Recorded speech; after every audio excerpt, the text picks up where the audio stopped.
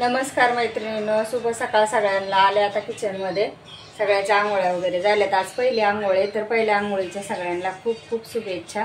कारण आज उठणं वगैरे लावून साबण लावून आंघोळ करतात। तर आता आम्ही उठणं पण आणलं होतं आणि साबण पण आणलेले, मोती साबण। तर त्यांनी पण आता सगळ्यांनी आंघोळ्या केल्या। तर चहा पाणी पण झाले आणि आता स्वयंपाक करायला घेतलेला आहे। तर स्वयंपाकामध्ये काय बनवते ते तुम्हाला मी दाखवते। तर चला मग, दिवाळीच्या सगळ्यांना खूप खूप शुभेच्छा। उद्या तर दिवाळीच आहे, तर पाहू आता दिवाळीमध्ये लक्ष्मीपूजन वगैरे ते पण तुमच्यासोबत शेअर करेन उद्याच्या व्हिडिओमध्ये। आणि मी पण केस वगैरे धुवून घेतले। तर 2-3 दिवस गावाला इकडं फिर तिकडं फिर, तर धुळीने ह्याने माझे पण केस खूप खराब झाले होते।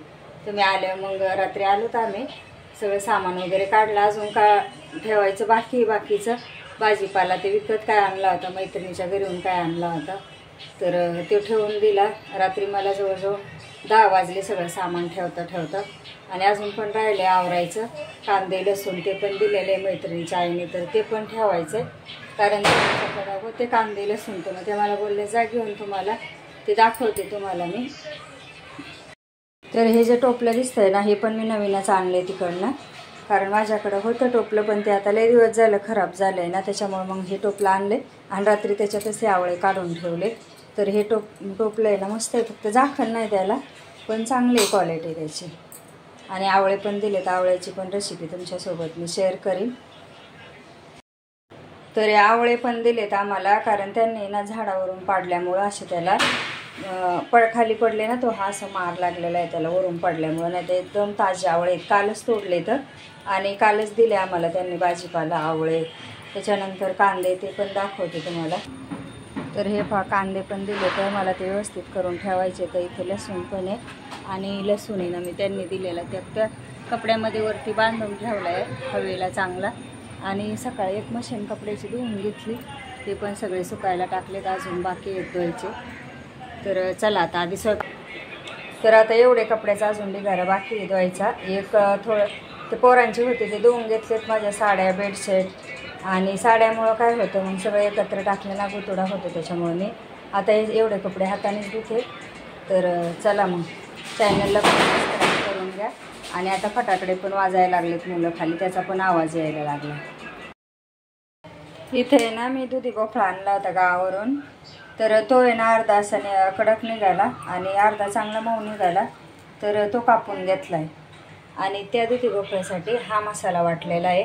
फक्त यात कांदा खोबरा आहे ना, तर ते मी आधीच वाटण बारीक करून ठेवलं होतं, ते तुम्हाला दाखवते। आता मी यातलं थोडंसं 2 चमचे वाटण टाकते दुधी भोपळ्याच्या भाजीला, आणि हे पण टाकते, म्हणजे जरा घट्टसर अशी दुधी भोपळ्याची रस्सा भाजी तयार होते, मस्त लागते कारळाची। आणि शेंगदाणे परत फुटाणे, त्याच्यामध्ये 2-3 हिरवी मिरची टाकली, घरातला मसाला पण टाकणार आहे। आणि अजून मला इथं मी डाळ भिजू घातली, काल विकत शापूची भाजी आणली होती आता खेपी गावावरून, तर ती पण इथं धुवून ठेवली। कारण दुधी भोपळा आहे ना सगळे खात नाही, तर म्हणून ही भाजी पण करते, आणि भाजी पण खराब होऊन जाईल ना, त्याच्यामुळे म्हणलं आता भाजी पण सुकी करते आणि पातळ दुधी भोपळा बनवते। तर आता इथे ना काळा मसाला वाटून घेतला मी कारळाचा आणि त्याचा मस्त असा। आणि इकडे आता भाजी काढायला टाकते। भाजी काढायला टाकली ना, नंतर मी दाखवते आता, कारण हातात मोबाईल पकडायला कोण नव्हतं, माझं एकटीचंच चालू आहे शूटिंग करायचं। तर नंतर आता फक्त मसाला परतून घ्यायचा, त्यात थोडासा घरगुती मसाला टाकायचा आणि भोपळा टाकून द्यायचा। तर आता इथे ना मसाला वगैरे टाकून घेतलाय, हळद भोपळा पण टाकला धुवून, आणि आता फक्त हे एकत्र करून घ्यायचं। अजून थोडंसं पाणी टाकणार आहे, कारण रश्श्याची दुधी भोपळ्याची भाजी चांगली लागते। तर याच्या आधी पण रेसिपी शेअर केलेली आहे, पण म्हणलं चला अजून पण दाखवा तुम्हाला। तर कारळ शेंगदाणे म्हणजे बरेच वस्तू टाकलेल्या आहेत, कांदा खोबऱ्याचं वाटण, परत लसूण आणि कारळ, आणि फुटाणे पण टाकतो आम्ही, शेंगदाणे जाडसरपणा येतो ना, चव पण चांगली लागते। तर आता याच्यात मीठ टाकून घेतले चवीनुसार, फक्त अजून थोडंसं पाणी ॲड करते म्हणजे भोपळा शिजेल। तर आता मी पाणी पण टाकून घेतलंय, आणि एवढा केला आहे. अजून भोपळा शिजायचा, हे घट्ट होईल नंतर, थोडंसं जाड होईल. तर पहा आता झाल्यावर मग आता भाकरी करून घेते, भाजी पण करते. भोपळ्याची भाजी आता मस्त शिजली, तरी पण आलेली आहे आणि दिसते ना. तर आता इकडं भाजी पण झालेली आहे. फक्त आता फोडणीला टाकली आणि याच्यामध्ये हरभऱ्याची डाळ टाकली. मुगाची पण टाकतो, पण हरभऱ्याच्या डाळीने पोरांना तशीच आवडते, त्याच्यामुळे मग हरभऱ्याची डाळ भिजवून टाकली. लसूण मिरची फोडणीला टाकलेलं आहे आणि इकडं भाकरी पण झाली आता बाजरीच्या. तर आज असा आहे जेवणाचा बेत. तर आता इथे आहे ना मला आवळे तळायचे, तर हे आवळे आणलेले आहेत गावळे. तर आता याला आहे ना सुरीने असे चिरा पाडून घेतलेत, अशा आडवे अशा प्रकारे चिरा पाडून घेतलेत असे सगळ्याला, म्हणजे चांगले उकडले जातात, तळले जातात. तर आता ह्याच तव्यावर तळीते. गॅस थोडासा मी मोठा केला आहे. तवा आता चांगला गरम झाला आहे आणि ह्या आवळ्यांचा मुरंबासुद्धा बनवतात, पण मुरंब्यापेक्षा ना आम्हाला असेच आवडतात तळलेले फक्त. ह्याच्यामध्ये आता मी काय टाकते तर ते पण तुम्ही पहा पुढे. मस्त लागतात, लोणचं खाल्ल्यासारखं आहे ना, जेवणाबरोबर खायचे आणि असे एक खाऊ शकता तुम्ही. पूर्ण त्याचा तुरटपणा कमी होतो आणि आवळे खायला पण भारी लागतात. तर आता याला आहे ना मी थोडंसं भाजून देणार आहे, त्याच्यानंतर मीठ टाकून घेणार आहे. तर आता थोडेसे भाजलेले येतं, मी तेल टाकून घेते.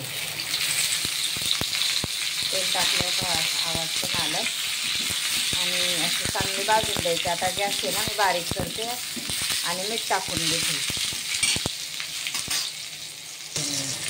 तर आता ह्याच्यामध्ये ना थोडंसं जास्तीचं मीठ टाकायचं, म्हणजे आवळे चांगले परतले जाते. तर म्हणजे असं कमी नाही टाकायचं, थोडंसं जास्त टाकायचं, म्हणजे सगळ्यात मीठ आहे ना आवळ्यामध्ये जातं. तर आता मी हे सगळं एकत्र करून घेते मस्त असं. आता हे आवळे आहेत ना मऊ असे फ्राय करून घ्यायचे.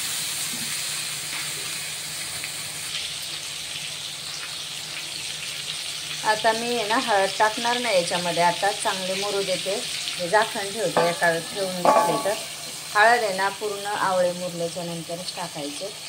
आता मी थोड्या वेळेला चांगली वाफ देते आणि गॅस एकदम स्लो ठेवायचा बारीक.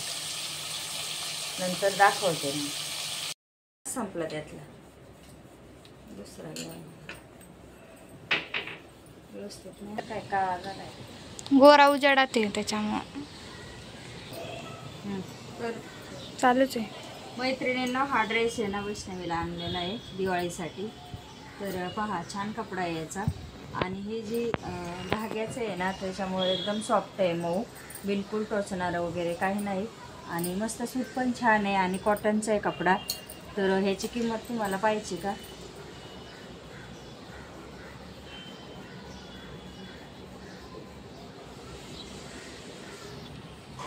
तर ह्याची जी किंमत आहे ना खूप अशी किंमत जास्त आहे, 2550 रुपये किंमत आहे. पण आम्ही त्याच्याकडे नाही ना दुकानवाल्याकडनं थोडीशी त्याने का डिस्काउंट दिलं, कमी करून दिला, पण कपड्यांना खूप पैसे लागतात आता. तर महागडाच आहे हा कपडा, पण कपडा चांगला आहे. आणि 2-3 दुकानं फिरलो, कपडे काय पसंत झाले नाही तर ही त्याच्यावरचा दुपट्टा आहे. दुपट्टा पण छान आहे, याला गोंडे वगैरे आहेत असे. हे बघ मस्त आहे, म्हणजे मेन आहे ना कपडा चांगला आहे, याला गोंडे बिंडे आहेत असे. आणि असा दुपट्टा आहे, मस्त आहे ना. आणि ही पॅन्ट आहे. तर पॅन्टीची अशी सिस्टीम आहे, याला हुक पण आहे आणि हुक जर खराब झाला ना तर ह्याला नाडीसुद्धा लावलेली आहे, कारण कधी कधी हुक खराब होतात ना, मग पोरांना प्रॉब्लेम येऊ नये म्हणून त्यांनी नाडीची सुद्धा हे दिलेली लावण्यासाठी. तर आता मी ह्याला आहे ना फिटिंग करून देते, थोडंसं फिटिंग करायचं आहे. तर ते पलटी करून घेते आणि शिलाई मारून घेते. तर आता हे कपडे आणले ना की हेच काम असतं, शिलाई करा, फिटिंग करा, तर दिवाळीला आता उद्या दिवाळी असल्यामुळे आहे ना, उद्या लागेल ना ड्रेस फिटिंग करायची चाललेलं आहे, कारण बाहेर खूप पैसे घेतात.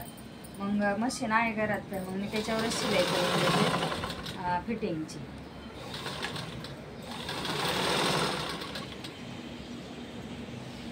फिटिंग करून देते थोडंसं, जास्त नाही पण थोडंसं नॉर्मल फिटिंग करते.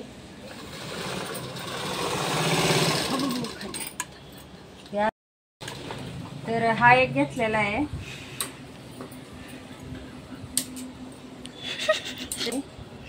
तर काय नाव आहे ग ह्याचं दीदी? ते डिलीट कर आता. हा पण आणलेला आहे एक, हा कोट सेट. ह्याचा पण कपडा छान आहे आणि हे पण विणकाम आहे ना, मस्त आहे. धाग्याचे पिकल्या विकल्या नाही, हे रोज वापरू शकतो किंवा थोडं बाहेर जायचं असलं ना तेव्हा पण चालेल. तर त्याच्यावरची ही पॅन्ट आहे. तर छान आहे याचा कपडा. याच्यावर काय ओढणी वगैरे नाही, डायरेक्ट कोट सेट आहे, त्याच्यामुळं ओढणीची गरज नाही. आता मी याला सुद्धा फिटिंग करून देते तिला. म्हणजे 2-3 ड्रेस आता झालेत दिवाळीचे, मग ते तर चालूच असते कपड्यांचं.